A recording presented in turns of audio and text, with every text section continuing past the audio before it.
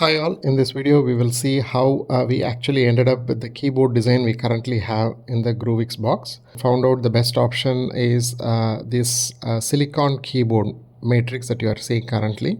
So we thought it'll be pretty straightforward, but when we actually started implementing, we had like a bunch of problems. First was we had to make a keyboard specifically for this type of ring design with exposed tracks. Second is we found like in a humid environment these don't work as well. Thought of using tactile switches like this.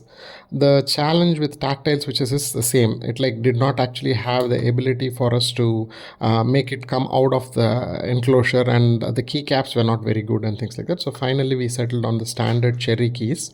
So the advantage of going with cherry keys was that it's something that's easily available, easily replaceable, and they had transparency built in. So we could actually put a small LED in the bottom, an RGB LED in the bottom, and make the LED. So when we actually tried this, it started looking like this. We took a board and we made a hole and we mounted it, and we actually got pudding keycaps. And we initially had an RGB addressable serial LED like this. We thought, okay, this will be the base board, and we'll mount this board below the keyboard board. On the top you see the cherry keys board, and on the bottom you see the RGB LED board. So when we actually started mounting it and testing it, this is what happened. We had enormous light bleed. So every LED was bleeding through the next key, and it didn't look good. And this is when we actually mounted and we checked it out, and we realized this is not going to work properly. So this is without the lights glowing with the pudding keys. And we figured, okay, the lights maybe might be a little bright. So we tried controlling the brightness of the LEDs, and we tried other things. No matter what we did, we always ended up with slightly brighter things. So then we thought, okay, maybe we have to use different types of keycaps. That also didn't work. Then we tried a mask. So here you can see an LED mask, so that we wanted to prevent the bleed around. Even that didn't work properly. This is the actual keys with the mask. I can see it here.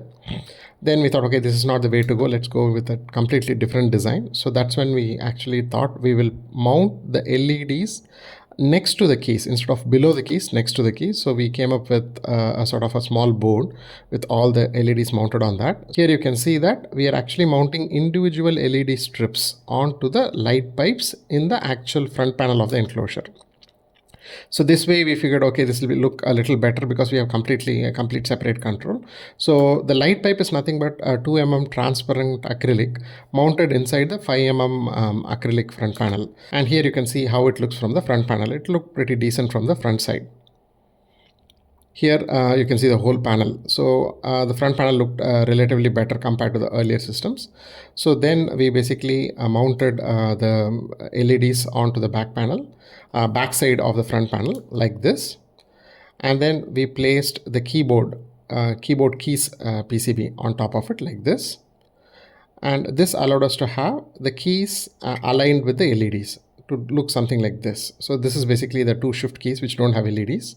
So finally when we mounted everything together and lighted it up, it looked like this, and this was so much better, and there was no light bleed, and it also looked much better than the earlier way of actually lighting things. We still have the option of mounting the same LEDs below. That is something we'll do in the next design. Thank you.